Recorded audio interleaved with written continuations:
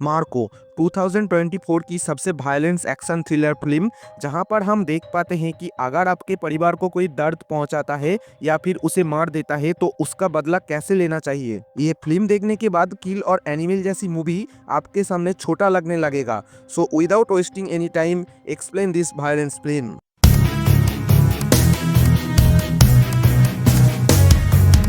तो मूवी की शुरुआत में हम देख पाते हैं कि वासिम नाम की कोई लड़का मर चुका है और इसीलिए वहाँ पर बहुत सारे लोग आए हुए हैं। इन सब के साथ वासिम का एक खास दोस्त विक्टर भी वहाँ पर आए थे, जो कि ब्लाइंड थे। फिर यहाँ पर रासेल नाम की एक आदमी आते हैं, जिसका शू और परफ्यूम की महक से विक्टर उसे पहचान लेता है कि यही वासिम का मर्डरर है। दरअसल वासिम के मौत के टाइम विक्टर भी वहाँ पर मौजूद था, पर विक्टर ब्लाइंड होने के कारण खूनी ने उसे छोड़ दिया था। खैर, विक्टर को जैसे ही ये सब पता चलता है तो वो उसकी गर्लफ्रेंड ईसा को ये सब फोन करके बताने ही वाला होता है और इसी वक्त रासेल के लोग विक्टर को पकड़ के अपने फैक्ट्री में ले आते हैं, जहां पर रासेल विक्टर को बताता है कि दरअसल वासिम को उसके भाई ने ही मारने के लिए बोला था और तू अंधा है ये सोच के हम लोगों ने तुझे छोड़ के गलती कर दिया, पर आज तुझे कोई नहीं बचा पाएगा। और ये बोल के रासेल विक्टर को एसिड के कंटेनर में डुबा देता है और एसिड के अंदर विक्टर की पूरी बॉडी गलने लगता है और रासेल इस चीज का वीडियो बनवाने के लिए भी बोलता है। फिर रासेल जैसे ही घर लौटता है तो रासेल के पापा टॉनी उसे बहुत डांटने लगता है, क्योंकि रासेल अभी जिसका मर्डर करके लौटा है वो इस इलाके का बहुत बड़ा सोने का व्यवसायी जॉर्ज का छोटा भाई विक्टर है। फिर अगले दिन नदी में विक्टर की आधा अधूरा लाश मिलता है, जिसे इन्वेस्टिगेशन करने के बाद पता चलता है कि विक्टर को हाइड्रोक्लोरिक एसिड में डुबो के मारा गया है, इसीलिए विक्टर की ऐसी बुरी हालत है। फिर यहाँ से सीन शिफ्ट होता है पुलिस स्टेशन पर, जहाँ पर पुलिस वाले विक्टर की गर्लफ्रेंड ईसा को बुलवा कर पूछताछ करता है, जहाँ पर ईसा बताती है कि विक्टर उसे फोन करके मिलने के लिए बुलाया था, पर उससे पहले ही ये सब हो गया। और फिर यहाँ पर पुलिस वाले की बातचीत से हम लोग जान पाते हैं कि वासिम के मर्डर केस का एकलौता गवाह था विक्टर, और इसीलिए वासिम के मर्डरर ने ही विक्टर को भी मार दिया, ऐसा हो सकता है। फिर ये लोग जब विक्टर की फैमिली के बारे में बात करता है तो हमें पता चलता है कि विक्टर के 3 भाई है। एक है बड़ा भाई जॉर्ज, दूसरा है छोटा भाई विक्टर और तीसरा है एडॉप्टेड ब्रदर मार्को। और बचपन से ही जॉर्ज अपने बिजनेस को संभालता था और मार्को अपनी फैमिली को। फैमिली का कोई भी इशू हो तो मार्को का नाम उसमें जरूर आता था, पर उसके एंगेजमेंट के बाद जॉर्ज ने उसे इटली भेज दिया था। फिर इधर जब विक्टर की अंतिम क्रिया की तैयारी किया जा रहा था तो तभी जॉर्ज के असिस्टेंट मार्को का नाम लेता है, तो जॉर्ज बताता है कि उसे अभी मत बुलाओ, दफनाने के बाद बता देना। पर दूसरा असिस्टेंट बोलता है कि शायद मार्को को पता चल चुका है।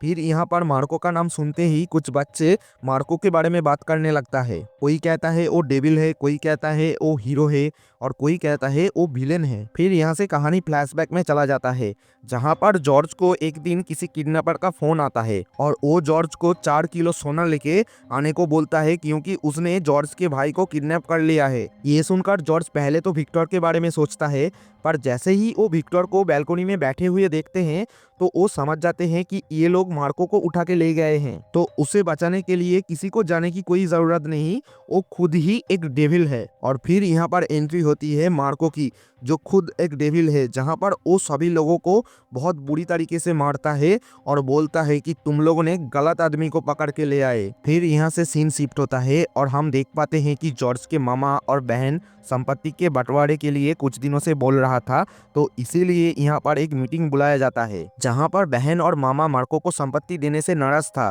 पर जॉर्ज और विक्टर साहब बोल देता है कि संपत्ति के 4 हिस्से होंगे, उसमें से एक हिस्सा मार्को को भी मिलेगा। और यहीं पर हमें पता चलता है कि तीनों भाइयों में कितना प्यार था। फिर यहाँ से कहानी प्रेजेंट में आता है, जहाँ पर हम देखते हैं कि चर्च में विक्टर की अंतिम क्रिया चल रहा था और तभी जॉर्ज अपने भाई के बारे में कुछ बोल रहा था, और तभी यहाँ पर मार्को की एंट्री होती है और फिर उसे ही सब लोग देखता रहा। और फिर मार्को स्टेज पर आकर बोलता है कि मेरा भाई विक्टर के मौत के पीछे जिन जिन लोगों का हाथ है, मैं उन लोगों को टुकड़ा टुकड़ा कर दूंगा। फिर ये सब सुन के जॉर्ज मार्को को डांटता है और बोलता है चर्च में ये सब बातें करना नहीं चाहिए, बट मार्को बोलता है विक्टर के मर्डरर को खत्म करने के बाद ही मार्को को चैन आएगा। फिर अगले दिन जॉर्ज एक मीटिंग अरेंज करता है, जहाँ पर सभी गोल्ड के बिजनेसमैन आए हुए थे, साथ ही टॉनी और उसका बेटा रासेल भी वहाँ आया था, जहाँ पर टॉनी जॉर्ज को विक्टर के मौत के लिए सांत्वना देता है और बोलता है विक्टर के मर्डरर को हम सभी मिलके ढूंढेंगे।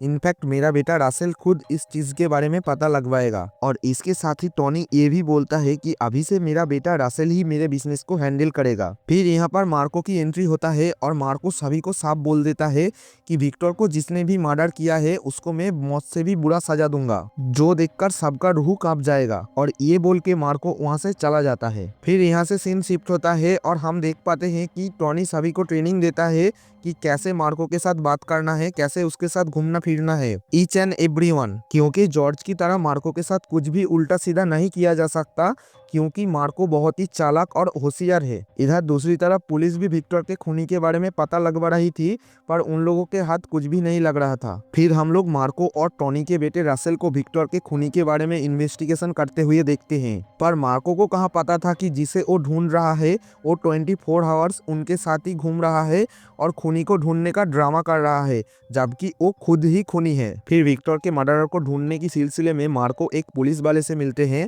तभी वो पुलिस वाला बताता है कि वासिम के अंतिम कार्य के दिन विक्टर पुलिस वालों के साथ कांटेक्ट करना चाहता था। शायद वो वासिम के मर्डरर के बारे में कुछ जानता था और इसीलिए उसे मार दिया गया।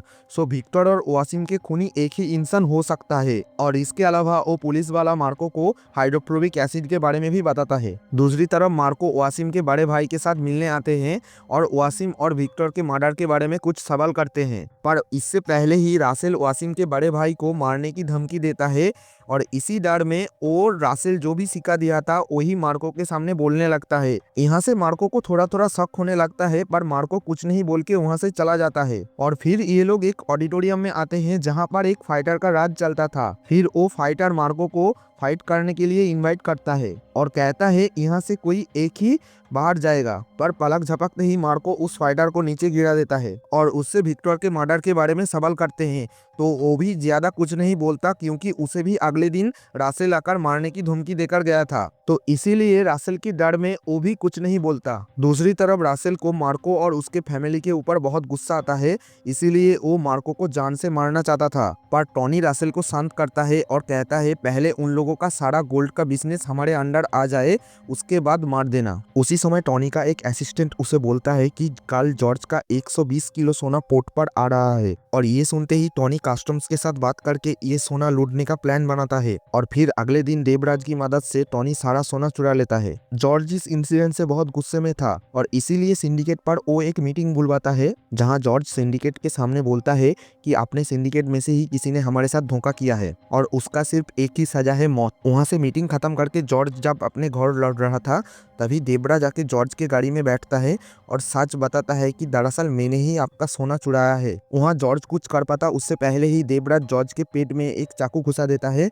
जिससे कि जॉर्ज बुरी तरह से जख्मी हो जाता है और देवराज वहाँ से दूसरी गाड़ी में बैठकर भाग जाता है। फिर वहाँ से जॉर्ज को किसी ने हॉस्पिटल पर ले आता है तो जॉर्ज का जान बच जाता है। जॉर्ज की ऐसी हालत देखकर मार्को को बहुत गुस्सा आता है और इसी समय टॉनी जॉर्ज से मिलने आते हैं और कहता है कि देवराज ऐसा कुछ कर सकता है, मैंने कभी नहीं सोचा था। ये बोल के वो जॉर्ज की हालत देखकर बहुत दुखी होता है। फिर वहाँ से निकलने के बाद टॉनी जब अपनी कार पर बैठता है तो वहाँ देवराज पहले से ही मौजूद था। फिर टॉनी देवराज के ऊपर बहुत गुस्सा करता है और कहता है कि डॉक्टर ने बोला कि जॉर्ज की जान बच जाएगी और अगर जॉर्ज की जान बच गई तो तुम मर जाओगे, इसीलिए टॉनी देवराज को कुछ दिनों के लिए अंडरग्राउंड रहने के लिए बोलता है। इधर एक यूट्यूबर पुलिस वाले के पास आता है, क्योंकि वो छुपाई हुई कैमरा से बड़ा बड़ा क्राइम एक्सपोज करता था और वो वासिम के मौत के दिन ऑडिटोरियम पर भी एक सीक्रेट कैमरा लगवाई थी, जिससे वासिम का मर्डर का पूरा वीडियो रिकॉर्ड हो गया था और वही प्रूफ वो पुलिस को देने आया था। तो ये देख के वो पुलिस वाला सीधा इस बारे में अपने बॉस को बताता है, पर उसका बॉस टॉनी के साइड में था, इसीलिए वो जाके सब कुछ टॉनी और रासेल को बता देता है और फिर रासेल उस यूट्यूबर और पुलिस वाला दोनों को जान से मार देता है, क्योंकि वो इस चीज का कोई भी प्रूफ रखना नहीं चाहता था। बट वो पुलिस ऑफिसर पहले से ही जॉर्ज की फैमिली के डॉक्टर को वो पेन ड्राइव दे दिया था, तो डॉक्टर उस पेन ड्राइव के वीडियो को जॉर्ज को दिखाता है और जिससे देखकर जॉर्ज भी शॉक हो जाता है और सब कुछ मार्को को कॉल करके बताता है। पर रासेल उस टाइम मार्को के साथ ही था और जॉर्ज की सारी बात सुन रहा था। अब रासेल को समझ आ गया था कि उसके प्लान खत्म होने वाला था, इसलिए वो और उनके सारे गुंडे मिलके मार्को को कार के अंदर ही मारने लगता है और विक्टर का मर्डर वाला वीडियो दिखाता है। और फिर पासी के एक जंगल में मार्को को दफनाने के लिए मार्को का हाथ पैर बांध के ले आता है। पर मार्को के आंखों में थोड़ा सा भी डर ना देख के रासेल को बहुत गुस्सा आता है और वो चेन सॉ से मार्को की असिस्टेंट अनवर की एक हाथ काट देते हैं, जिससे मार्को को बहुत दर्द होता है। और फिर जब रासेल मार्को को मार के दफनाने के लिए बोल के वहां से जाने लगता है, तभी मार्को पूरा डेविल की तरह सभी को मारने लगता है। हालांकि उसका हाथ पैर बंधा था, तब भी अपने मुंह से चाकू पकड़ के सभी को काटने लगता है और लास्ट में जाके वो रासेल को मारने लगता है और कुछ ही टाइम में वो रासेल को भी घायल कर देता है। और फिर अनवर की हाथ काटने की बदला लेने के लिए वो सभी का हाथ पैर काटने लगता है एक चेन सॉ से। और यहाँ पर जो सीन था गाइस, ये बहुत ही खतरनाक और ब्रूटल है। खैर यहाँ पर मार्को जब चेन सॉ से रासेल को मारने ही वाला होता है, तभी रासेल उसे बताता है कि ईसा हम लोगों के कब्जे में है। और रासेल मार्को के साथ ईसा की बात करवाती है वीडियो कॉल पर, जहां पर टोनी बताता है कि तू अपने भाई को तो नहीं बचा पाया, कम से कम भाई के बेटे को ही बचा ले। और यहाँ से हमें पता चलता है कि ईसा प्रेग्नेंट है। और ये सब देखते हुए मार्को रासेल को छोड़ देता है। फिर मार्को जब घर पर आके जॉर्ज को सारी बात बताता है, तो जॉर्ज बोलता है कि वो लोग जो मांगे दे दो, पर विक्टर के बच्चे को हमें बचाना होगा। इधर देवराज जब अपने लवर के साथ टाइम स्पेंड कर रहा था, तो मार्को उसे पकड़ के ले जाते हैं और उससे ईसा के लोकेशन के बारे में पूछते हैं और उसे 1 घंटे की टाइम देकर उसे एक गैस से भरे हुए कंटेनर के अंदर बंद करके मार्को वहां से चला जाता है। फिर कुछ ही टाइम बाद देवराज मार्को को फोन करके ईसा के लोकेशन के बारे में बताता है और फिर उसके तुरंत बाद ही कंटेनर ब्लास्ट होकर देवराज वहां पर मारा जाता है। इधर मार्को देवराज के दिए हुए लोकेशन पर आता है, तो यहाँ पर टोनी के कुछ गुंडे मार्को के ऊपर हमला कर देते हैं, तो मार्को उन सभी को बहुत मारता है। फिर वो जब ईसा के तलाश में ऊपर जाता है, तो देखता है वहाँ ईसा नहीं बल्कि कोई और बैठा था। तभी वहाँ पर टोनी भी आता है और कहता है,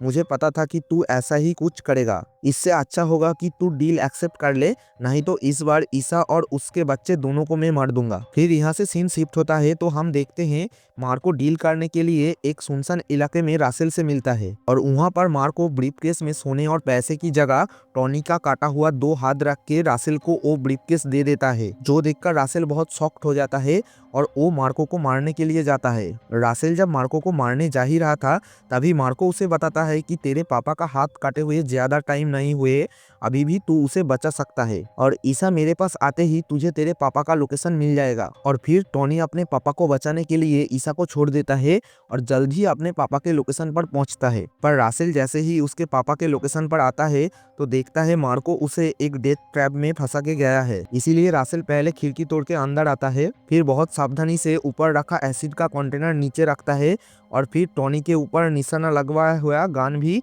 नीचे रखता है। पर इस टाइम अचानक से दरवाजा खुलने से टोनी के चेयर के नीचे रखा हुआ बॉम्ब एक्टिवेट हो जाता है, जिससे कि टोनी वहीं पर मारा जाता है। दूसरी तरफ मार्को जब ईसा को लेकर घर लौटता है, तो जॉर्ज उसे बोलता है कि तुम ईसा को लेकर कहीं दूसरी जगह में चले जाओ, क्योंकि यहाँ ईसा सेफ नहीं है। पर मार्को बोलता है कुछ भी हो जाए मैं यहीं पर रहूंगा। इधर टोनी के मौत के कुछ दिन बाद रासेल साइरस नाम के एक कसाई के पास आता है, जो कि टोनी का ही दूसरा बेटा था। फिर ये दोनों मिलके मार्को को मारने का प्लान बनवाता है। फिर कुछ दिन बाद रात में ईसा को प्रेगनेंसी पेन होने लगता है, तो मार्को उसे हॉस्पिटल ले जाना चाहता था, पर जॉर्ज कहता है कि हॉस्पिटल ले जाने की कोई जरूरत नहीं, घर पर ही डॉक्टर बुला लेते हैं। फिर जॉर्ज के कहने पर घर पर ही 2 डॉक्टर आते हैं ईसा की डिलीवरी के लिए। फिर कुछ टाइम बाद अचानक से ही इलेक्ट्रिसिटी कट हो जाता है, तभी जॉर्ज समझ जाता है कि यहाँ पर कुछ होने वाला है। इसीलिए जॉर्ज सभी को ऊपर के कमरे में भेज देता है और खुद जाके सभी गुंडे को मारने लगता है। फिर एक टाइम घर में अचानक से ही लाइट आ भी जाता है और उसी टाइम एंट्री होती है साइरस की, और साइरस घर के अंदर बॉम्ब फेंक देता है, जिससे कि जॉर्ज घायल हो जाता है। फिर साइरस घर के अंदर फायर करते करते एंटर करता है। इधर मार्को भी ऊपर कुछ गुंडों के साथ फाइट कर रहा था, पर साइरस के सामने मार्को भी हार जाता है और वो मार्को को मारने लगता है। दूसरी तरफ रासेल भी सबको मारने लगता है, बच्चे से लेकर बूढ़ा तक किसी को नहीं छोड़ता। फिर ईसा की रोने की आवाज सुन के साइरस ऊपर जाता है और ईसा के साथ साथ 2 डॉक्टर को भी मार देता है, पर उसके बच्चे को साथ ले जाते हैं। फिर साइरस मार्को और जॉर्ज को छोड़ देता है और साइरस मार्को को बोलता है तुझे मारना बहुत आसान था, पर तू अब तड़प तड़प के मरेगा। फिर साइरस और रासेल यहाँ से चला जाता है। फिर जॉर्ज मार्को को बोलता है तू उन सभी को मार दे जिन्होंने हमारे परिवार को खत्म किया है। भाई के इस बात को सुन के मार्को अपने सारे जख्म भुला के टोनी के केमिकल फैक्ट्री में आ जाता है साइरस और रासेल को जान से मारने के लिए। इधर रासेल और साइरस भी बहुत सारे गुंडे को लेकर वहाँ पर इंतजार कर रहा था। फिर मार्को सभी को मारने लगता है, इनफैक्ट एक टाइम मशीन गन से सभी को शूट करने लगता है, फिर मार्को लास्ट में जाके साइरस और रासेल को पकड़ते हैं। पहले तो ये दोनों मिलके मार्को को मारने लगता है, पर एक टाइम पर मार्को रासेल को एक चाकू से मार देता है। फिर साइरस ईसा के बच्चे को एसिड में फेंकने की धमकी देता है, पर मार्को कुछ नहीं केयर करता, उल्टा साइरस के बॉडी में से उसका सर अलग कर देता है और फिर साइरस एसिड के अंदर पड़ जाता है, जिससे उसका पूरा बॉडी गल जाता है। फिर मार्को ईसा के बच्चे को लेकर वहां से निकल जाता है। तो यही था 2024 का सबसे violence action thriller film Marco. अगर आप लोगों ने अभी तक चैनल को सब्सक्राइब नहीं किया है तो चैनल को सब्सक्राइब करके बेल आइकन को ऑन कर ले, जिससे हमारी कोई भी वीडियो मिस ना हो। इसके साथ सभी को न्यू ईयर की शुभकामनाएं। Happy new year 2025। Take care, bye bye.